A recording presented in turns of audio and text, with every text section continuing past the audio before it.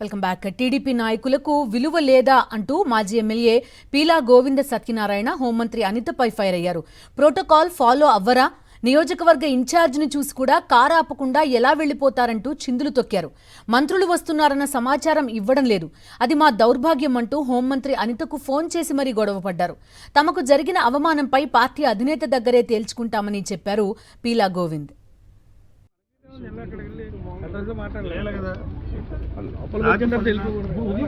phone చేశారు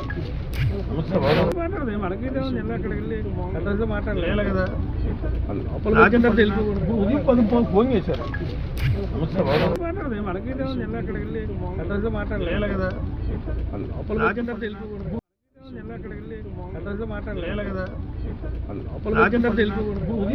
phone చేశారు